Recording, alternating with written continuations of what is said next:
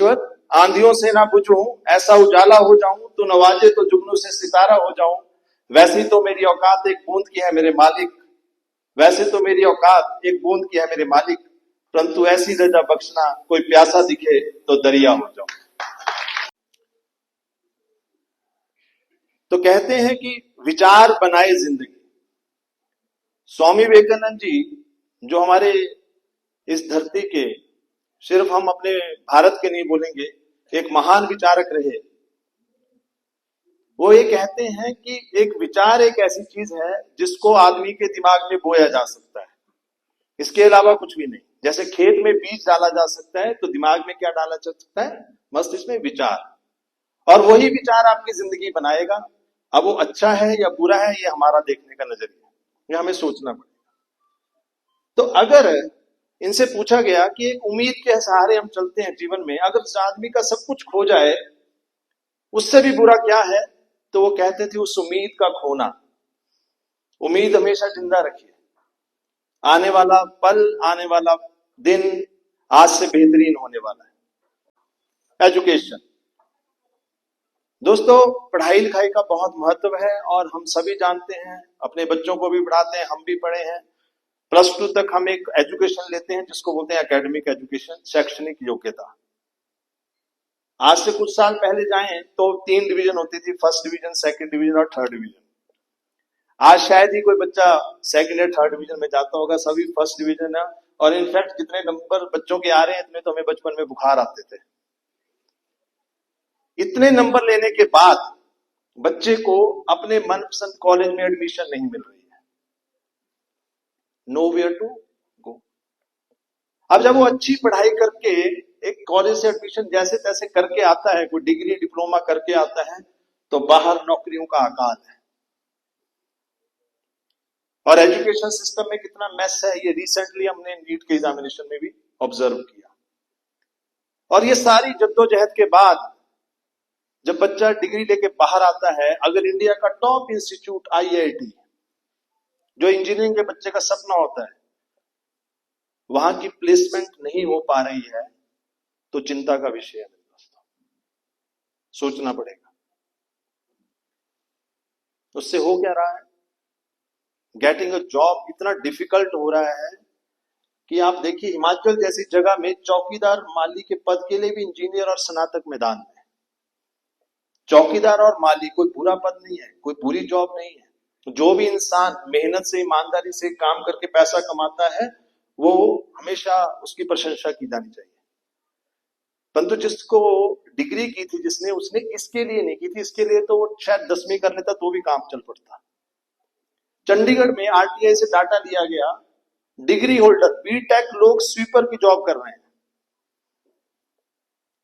UP में 23 लाख पोस्टें, 23 लाख लोगों ने फॉर्म भरा, कितनी PN की पोस्टें हैं, और उनमें से 255 तो PhD होल्डर हैं जिनके नाम के आगे डॉक्टर लगा है। ये सारी चीजों के पीछे तह पे जाना पड़ेगा हमें, समय आ गया है, वो समय आ चुका है। हमें जानना पड़ेगा ऐसा क्या हो रहा है, सब कुछ होने के बावजूद हम पढ़ाई भी कर रहे हैं, मेहनत भी कर रहे हैं, डिग्रियां भी ले रहे हैं, लेकिन जॉब लेना इतना टफ क्यों होता जा रहा है? और जिनको मिल गई है जॉब, नौकरी मिल गई है, उनके ऊपर भी हमेशा तलवार लटकी है।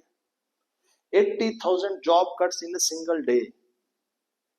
माइक्रोसॉफ्ट जैसी कंपनी, दुनिया की दिग्गज कंपनी, 18,000 एम्प्लॉइज को एक झटके में बाहर निकाल देती है, और इंडिया की रिलायंस और टाटा जैसी कंपनियों ने 52,000 एम्प्लॉइज निकाले। नई नौकरी बाद की बात है, लेकिन लोगों को जो मिली है वो भी छुड़वाई जा रही है। Job loss, are you next? ये फैक्ट्स है, मैं कोई डराने के लिए नहीं, क्योंकि तथ्यों की जानकारी बहुत जरूरी है। अब सेकंड कैटेगरी आती है दुकानदार, प्राइवेट डॉक्टर, लॉयर, किसान, बागवान। इनको शायद नौकरी की जरूरत नहीं थी तो ये अपना कारोबार कर रहे थे, लेकिन कारोबार करते करते बदलाव समय के साथ जैसे हो रहा है, इनके सामने ये पहुंच गए हैं। तेल से लेके सब्जी तक सब कुछ बिक रहा है, और रही सही कसर ऑनलाइन।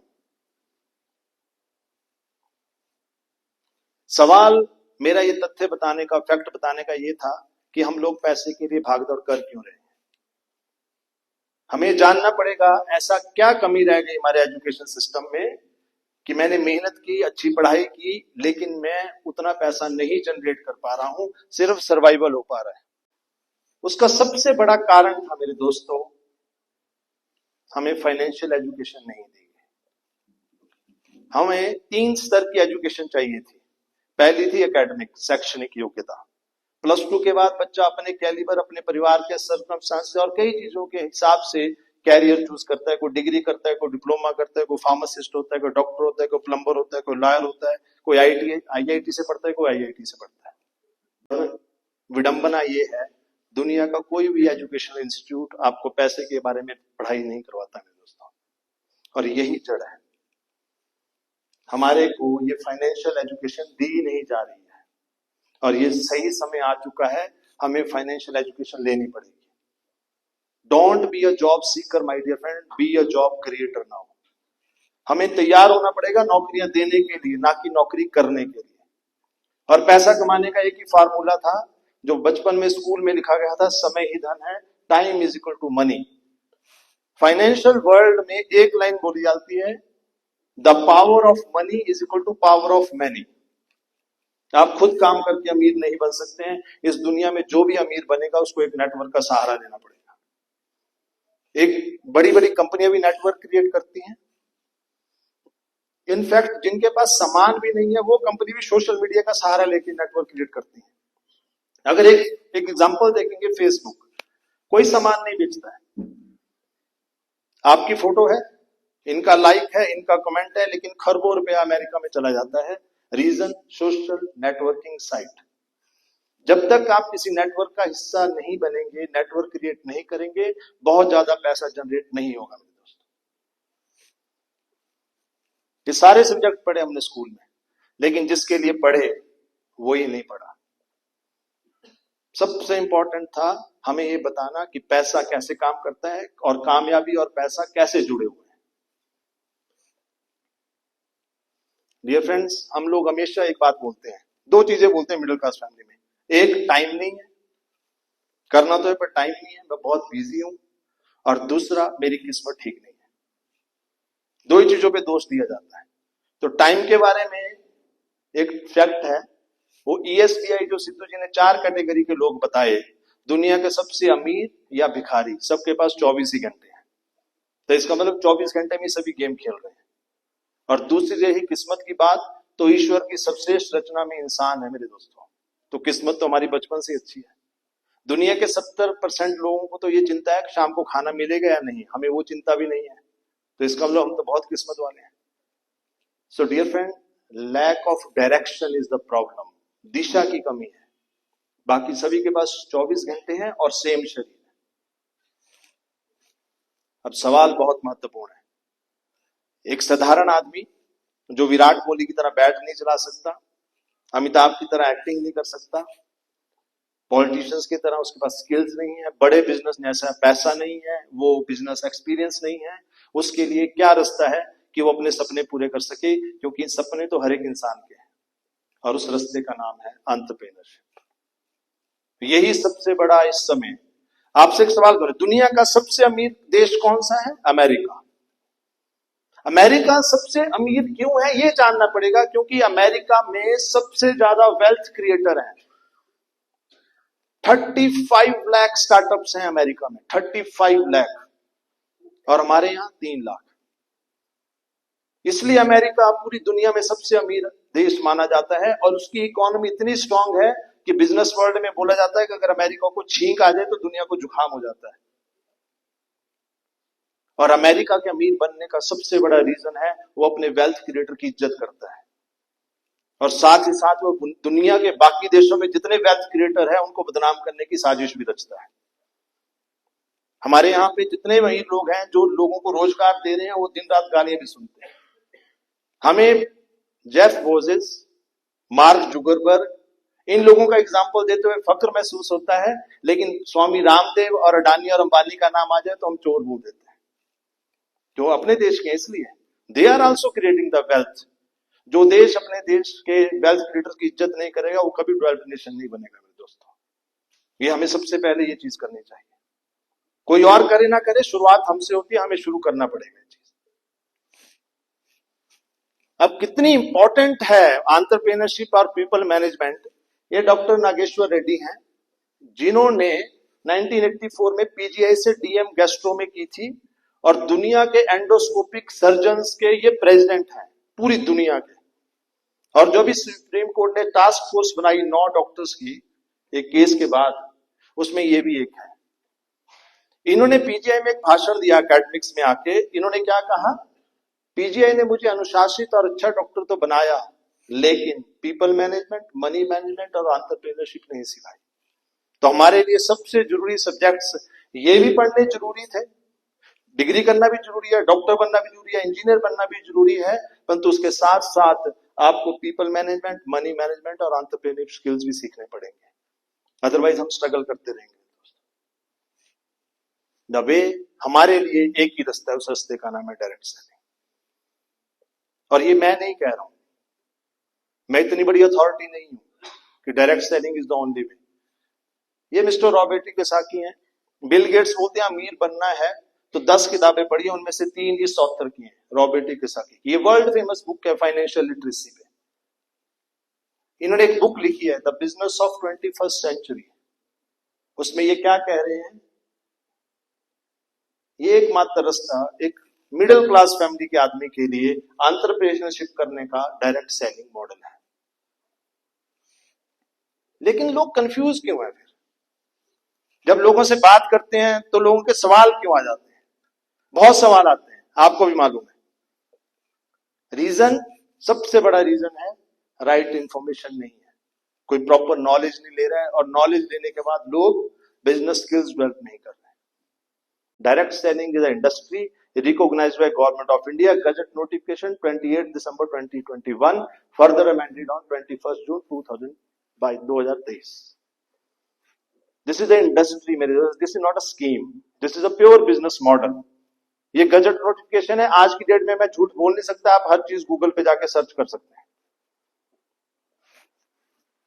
देश का थिंक टैंक है, उसको बोलते हैं नीति आयोग। अगर देश में कोई भी चीज अगर करनी है सरकार ने, तो कहां से सलाह दी जाती है? नीति आयोग से। और नीति आयोग क्या कह रहा है, उसके वीडियोस यूट्यूब पे अवेलेबल हैं। वो क्या कह रहे हैं, डायरेक्ट सेलिंग पर विशेष जोर देने की आवश्यकता। ये Amitabh Pant, farmer CEO of NITI Aayog, इन्होंने सरकार को रिपोर्ट दी है कि अगर देश को तेजी से डेवलप्ड नेशन बनना है तो आपको मैन्युफैक्चरिंग सेक्टर और डायरेक्ट सेलिंग सेक्टर को मजबूत करना पड़ेगा। और इसकी वजह से this industry is going to touch 64,000 crore next year. और सरकार की कुछ फ्लैगशिप कैंपेन्स होती हैं, जैसे आपने सुना होगा स्किल इंडिया वगैरह, ऐसी कई कैंपेन सरकार लाती है, उसमें भी हम हेल्प कर रहे हैं। कैसे? नेक्स्ट कब स्टार्टअप करने के लिए, कोई बिजनेस स्टार्टअप करने के लिए मिनिस्ट्री ऑफ एमएसएमई में आप जाएंगे तो वो आपको हेल्प करेंगे मुद्रा लोन लेने के लिए। लेकिन यहां आपको स्टार्टअप करना है तो आपको सिर्फ क्या करना है, परचेजिंग करनी है। आपने क्या किया, हमारे साथ आके सिंपल सामान लिया, वो भी अपने घर का, वो भी मनी बैक गारंटेड, वो भी उसी रेट में जिस रेट में आप मार्केट में लेते हैं मेरे दोस्तों। और उसके बाद आपको बिजनेस करने का अधिकार मिल जाता है, लाइसेंस मिल जाता है। उसके बाद आप करेंगे तो पैसा ही पैसा है, अगर नहीं करेंगे तो जो सामान आपने लिया वो आपके घर पड़ा है, तो चल गया तो पैसा ही पैसा, नहीं तो पहले जैसा। तो ये स्टार्टअप। सेकंड, हमारा स्किल इंडिया से टाई अप है, क्योंकि जब आप हमारे साथ आएंगे हम आपकी ट्रेनिंग्स करेंगे, आपका स्किल डेवलप करेंगे, जो डाटा हम दे रहे हैं इसके बारे में भी। तीसरा, मेक इन इंडिया, स्वदेशी। We are a pure Indian company, India में ओरिजिन हुआ है और अभी हम बाहर जाने वाले हैं और देशों में भी। डिजिटल इंडिया, जब आप हमारे साथ जुड़ते हैं, एक एक बिल, एक एक पैसा, एक एक प्रोडक्ट पूरा का पूरा सरकार की नजर से आता है। मींस आप हमसे 100 रुपए का भी सामान लेते हैं, उसका भी टैक्स सरकार को जाता है। और सबसे बड़ी बात है वुमेन एम्पावरमेंट। रीजन, हमारे देश की अगर दुनिया की देखें तो आदिवादी लेडीज की होती है, और ज्यादातर लेडीज पढ़ी लिखी होती है। जब शादी होती है तो मैक्सिमम को बच्चे के कारण अपनी जॉब छोड़नी पड़ती है। तो 8-10 साल जब बच्चा बड़ा होता है, वो वापिस जॉब उनको मिलती नहीं है। तो उनके लिए एक पढ़ी लिखी लड़की के लिए एक बेस्ट ऑप्शन है जो घर से शुरू कर सकती है, दैट इज डायरेक्ट सेलिंग। इसलिए वुमेन एम्पावरमेंट में इसका बहुत बड़ा रोल है। इसी वजह से आप अभी देखिएगा डायरेक्ट सेलिंग के ऊपर बीबीए, एमबीए, पीजी डिप्लोमा वगैरह सब शुरू हो चुके हैं। और सरकार ने 8 मार्च वुमेन डे पे इस साल एक विराट महिला लखपति सम्मेलन करवाया, जिसमें 25,000 लेडीज जिन्होंने डायरेक्ट सेलिंग कंपनी से, विभिन्न डायरेक्ट सेलिंग कंपनियों से 1 लाख से ऊपर कमाया था, सरकार ने उनको सम्मानित किया। और वहां पे इंडिया के कॉमर्स और इंडस्ट्री मिनिस्टर ने क्या कहा हमारे बारे में, आप लोगों ने एहसास कराया कि ईमानदार तरीके से कैसे आगे बढ़ा जा सकता है। सरकार आज बिल्कुल इसके ऊपर कानून बना चुकी है, डायरेक्ट सेलिंग और चिट फंड को बिल्कुल अलग कर चुकी है, क्योंकि लोगों को ये चिट फंड से कंफ्यूज कर देते थे। मैं आपको इसमें थोड़ा सा बता देता हूं सर। 1978 में एक्ट था, 1978 चिट फंड एक्ट, वो अब बंद हो चुका है। उसकी जगह नया एक्ट आ गया है, that is banning of unregulated deposit scheme 2019। Chit fund क्या होता है और डायरेक्ट सेलिंग में फर्क क्या होता है, उसका सिंपल एक लाइन से समझ जाइएगा।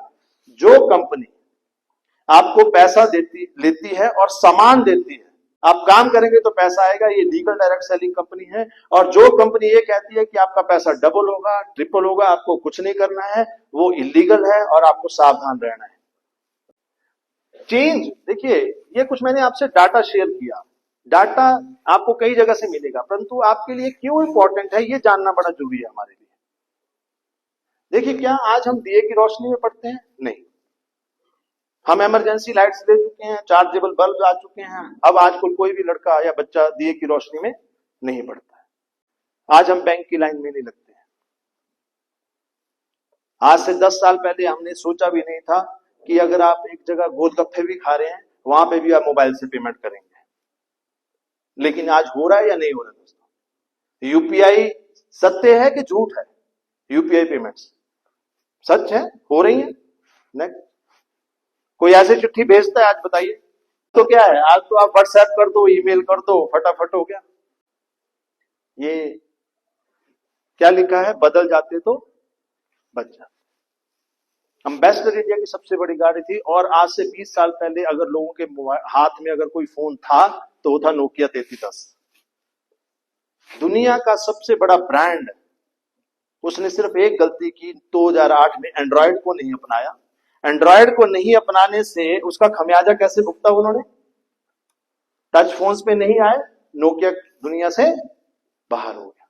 अगर दुनिया की दिग्गज कंपनियां गलती करे, देखो लक्ष्मण सुरेने की एड आती थी, हम छोटे थे, पूरे घर के बदल डालूंगा, खुद नहीं बदले, सीएफएल पे नहीं गए, एलईडीज पे नहीं गए, मार्केट से आउट हो गए। इसका क्या मतलब है? चाहे इंसान है चाहे व्यापार है, समय के अनुसार आप बदलाव नहीं करेंगे, आप मार्केट से आउट होने वाले हैं। नौकरी और दुकानदारी पैसा कमाने का आउटडेटेड तरीका है मेरे दोस्तों। जैसे आज भी आपको छोटा फोन दिख जाएगा, सैमसंग गुरु वगैरह फोन आते हैं 1500 रुपए के, लेकिन उसमें फीचर नहीं मिलेंगे। वो करने और सुनने के लायक तो हैं, लेकिन उसमें फीचर्स नहीं है। ऐसे ही आज आप दुकानदारी और नौकरी करते हो तो उसमें फीचर्स नहीं है। अच्छा घर, अच्छी गाड़ी, अच्छा बैंक बैलेंस, बच्चों की अच्छी एजुकेशन, घूमना फिरना, वो फीचर उसमें नहीं है। You have to upgrade to better models of earning. Only option is change. कहते हैं कि अगर आप चेंज नहीं हुए, आप बाहर हो जाएंगे, और जो चीजें आपने आज तक हासिल नहीं की हैं, तो काम भी वही करना पड़ेगा जो आज तक नहीं किया है।